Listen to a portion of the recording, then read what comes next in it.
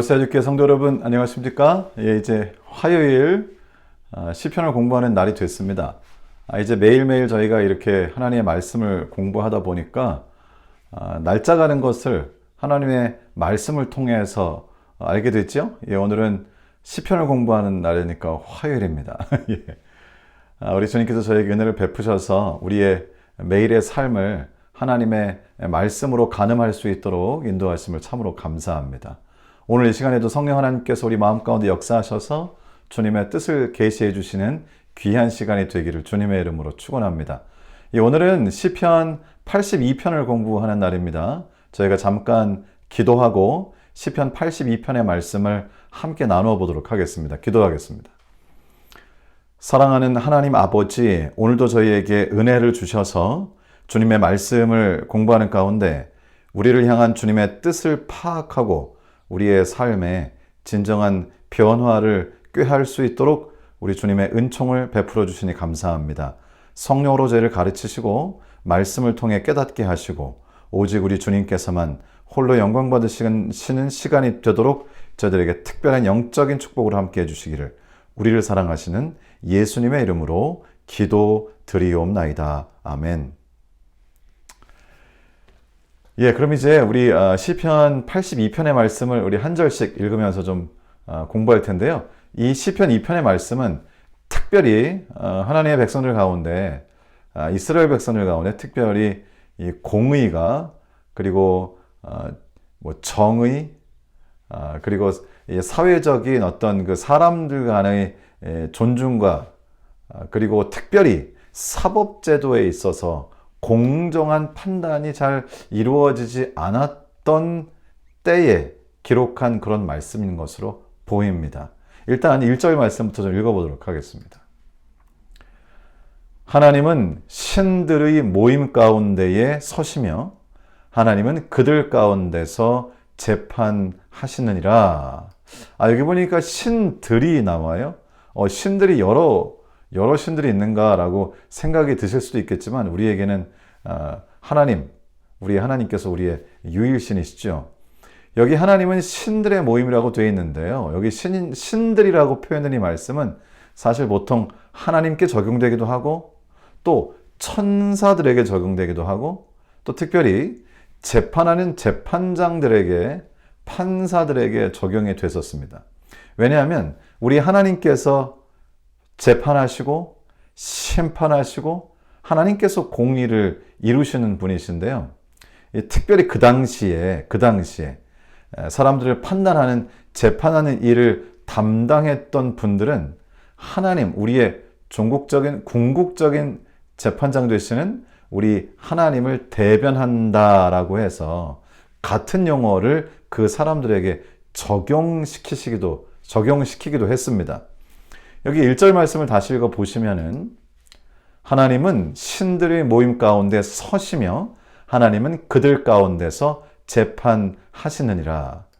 그러니까 사람이 재판한 것 같지만 그 가운데 하나님께서 서 계시고 하나님께서 궁극적으로 재판하시고 심판하신다는 사실을 특별히 권력을 가진 사람들을 판단하거나 또 재판하는 일을 맡은 사람들은 이 사실을 분명히 기억하고 있어야 된다고 그렇게 말씀하시는 것입니다.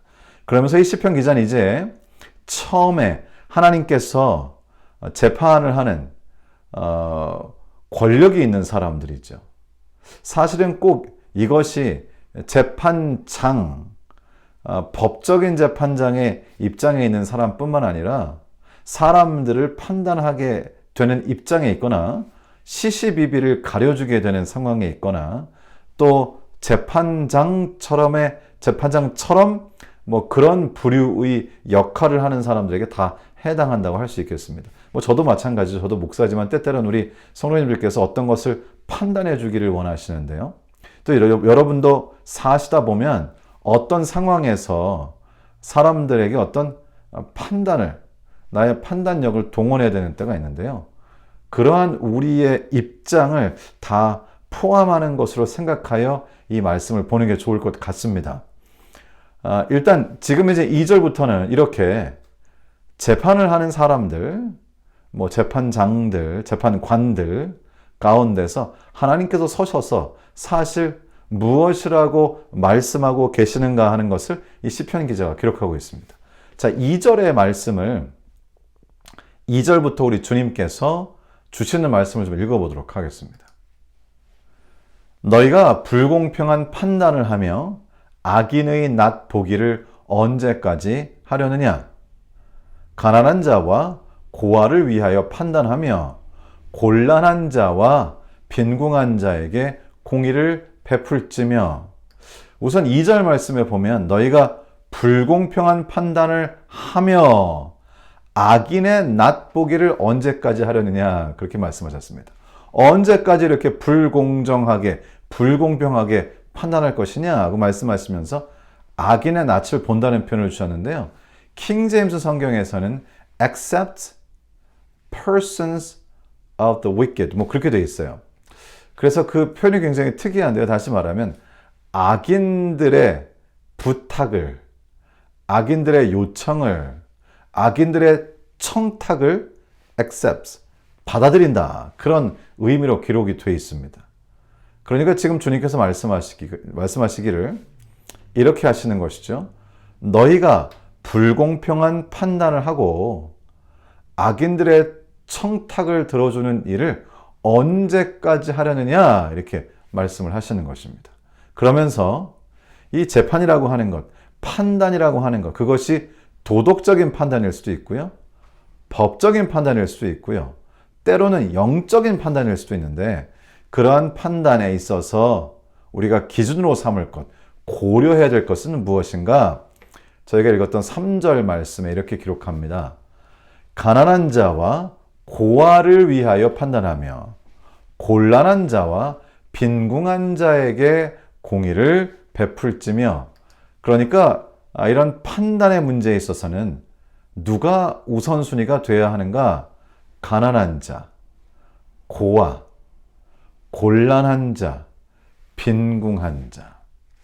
사실 이것이 너무 당연한지도 모르고 또 많이 익숙히 듣던 그런 표현들이긴 하지만 실제로 우리의 삶에서요, 어떤 일을 판단할 때 가난한 사람, 또 고아들, 또 곤란 중에 있는 분, 빈궁한 그런 분들을 우선순위로 두고 우리가 어떤 일을 판단하는 일은 때때로는 교회로서도 힘든 경우가 있는 것 같습니다.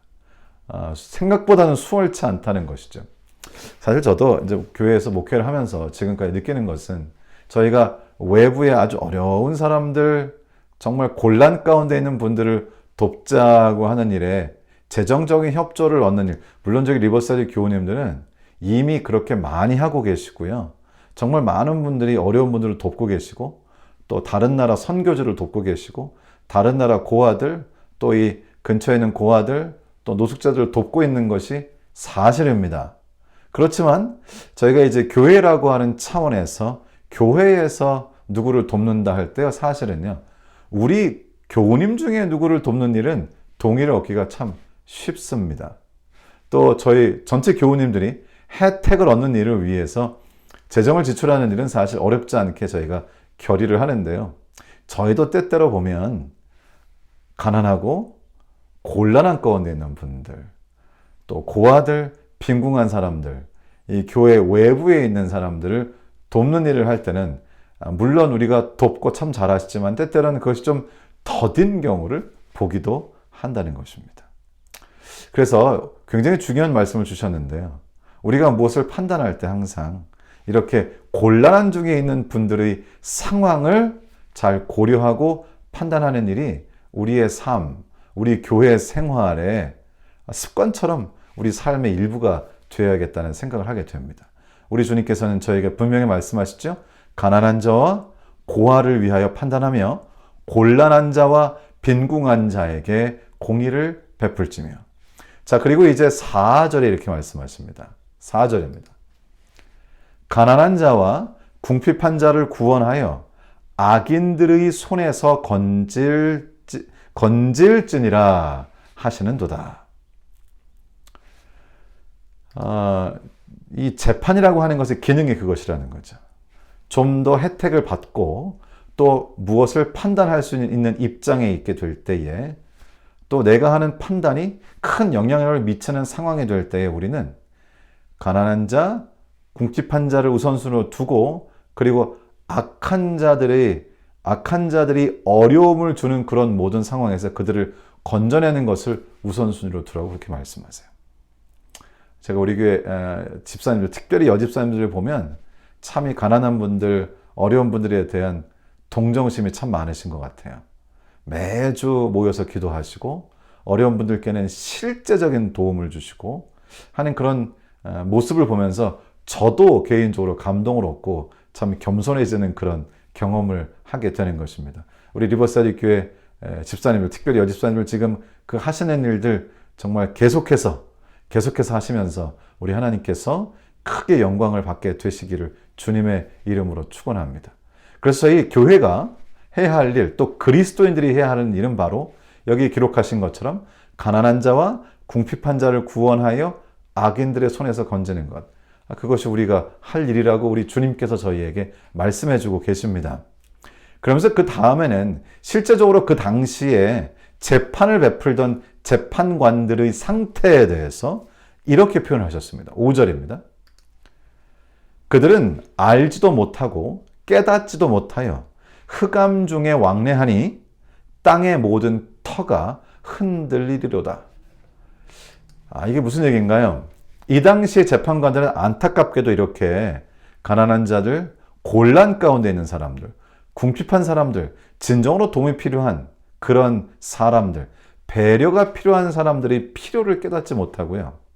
그리고 정말 사회 정의를 구현한다는 것이 무엇인지도 깨닫지 못하여 흑암 중에 왕래하니, 도덕적, 영적 흑암 중에 왕래하다 보니 땅의 모든 터가 흔들리리로다. 여기 지금 이 말씀은 일종의 좀 비유적으로 이렇게 표현을 하시는 것이죠. 여기서 말하는 터라고 하는 것은 도덕적, 영적 터. 여러분, 저희가 삶을 살아갈 때 우리들은 기본적으로 인간들이 가지고 있는 양심, 그리고 도덕, 특별히 우리 교회 내에서는 영적인 표준, 파운데이션, 그 기초 위에 우리가 살아가게 됩니다. 누군가가 누구에게 해를 끼치고 때로는 생명을 빼앗는 일은 그건 결코 있어서는 안 되는 일이며 그것은 악이다라고 생각하는 그런 기본적인 파운데이션, 터가 있기 때문에 우리가 그 도덕적 터 위에 공감대를 형성하고 사는 것이죠. 그런데 이 당시에 재판의 과정이 공정하게 이루어지지 않고 악인들이 청탁을 받아들여 어려운 분들이 곤란을 당하는 그런 상황이 있었기 때문에 그것을 표현하기를, 하나님께서 지금 표현하시기를 땅의 모든 터가 흔들리고 있다 이렇게 표현을 하셨습니다. 저희 캘리포니아에 지진이 좀 자주 일어나는데요. 물론 아직까지는 뭐 큰 지진은 없었고 아주 살짝 이렇게 흔들리는데요. 가끔 제가 이렇게 침대에서 자다가 지진이 나가지고 이 침대가 막 흔들리게 되는 경우에는 깜짝 놀라가지고 침대 밖으로 튀어나오는 경우가 있습니다. 뭐 이렇게 자주 있는 건 아니지만 또 심하게 흔들리는 건 아니지만 이쪽 지역은 지진대에 있기 때문에 지진이 계속 일어납니다. 실제로 계속 일어나지만 약하기 때문에 잘 못 느끼는 것 뿐이죠. 제가 그 기억을 떠올리면서 내가 지금 나 자신을 맡기고 있는 이 터가 흔들린다고 하는 것은 이 모든 것이 무너지고 어디에 마음을 두어야 할지 모른다는 뜻인데요.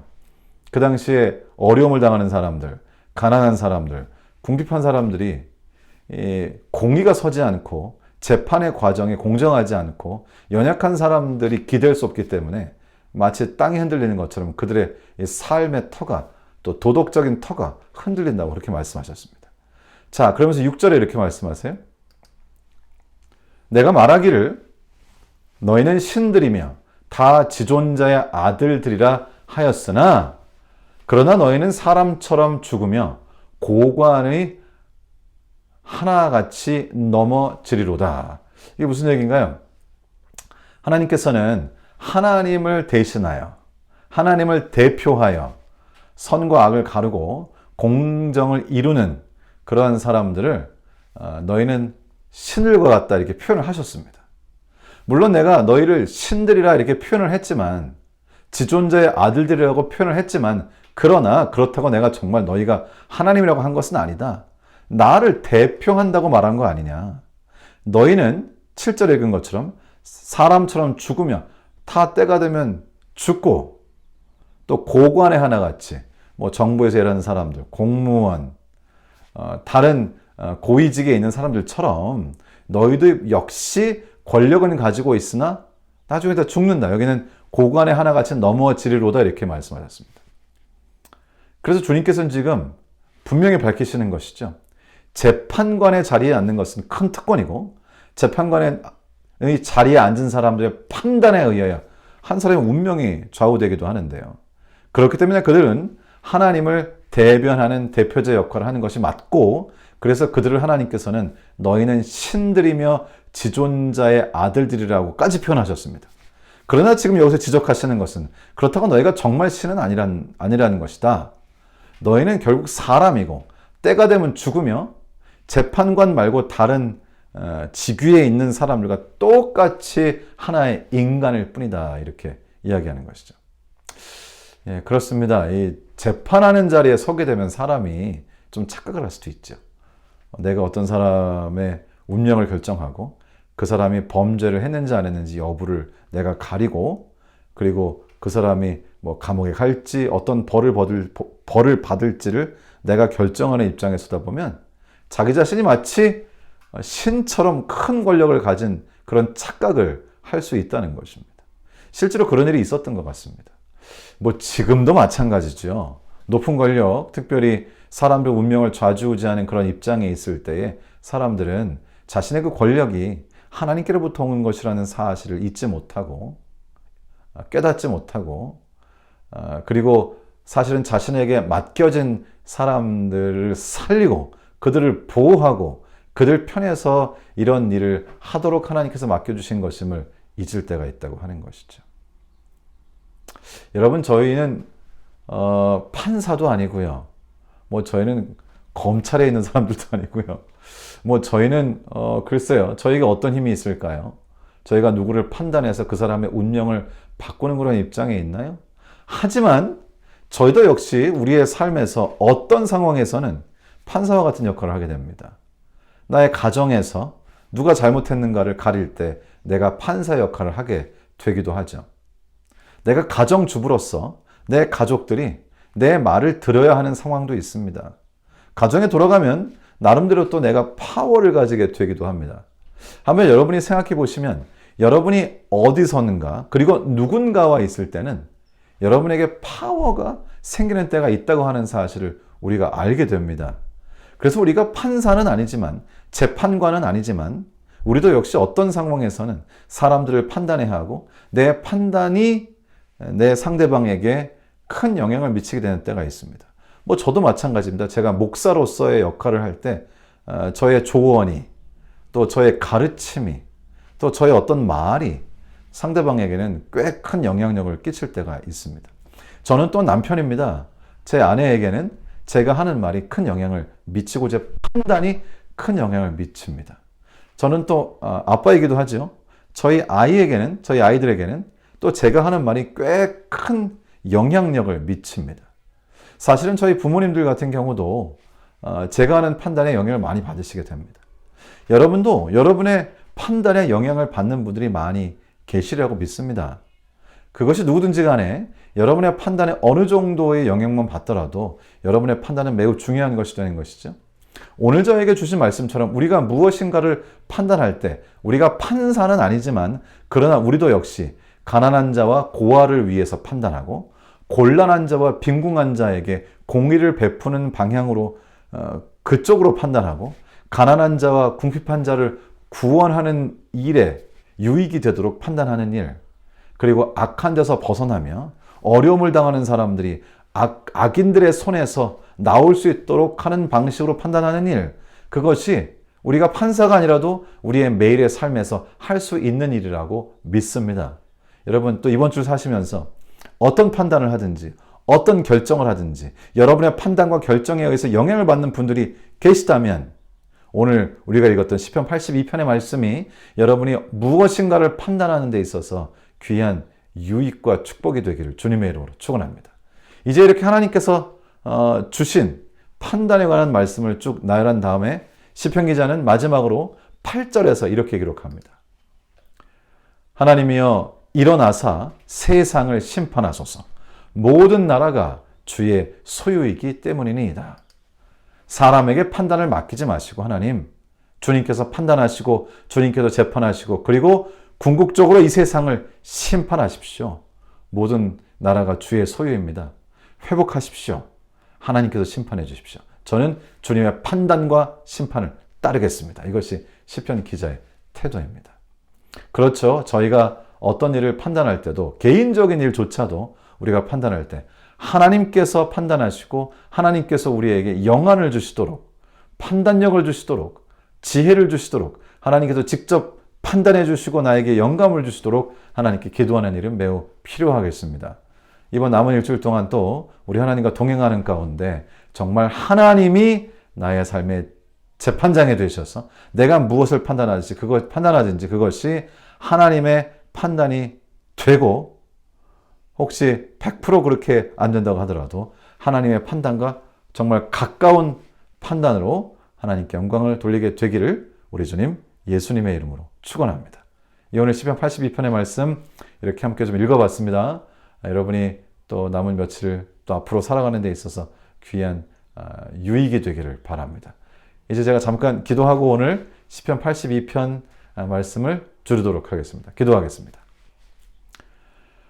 사랑하는 하나님 아버지, 오늘 저희들에게 은혜를 주셔서 또 시편 82편을 통해 우리 주님께서 우리가 판단할 때 무엇을 우선순위에 두고 판단해야 하는지를 알 수 있도록 인도하시니 감사합니다.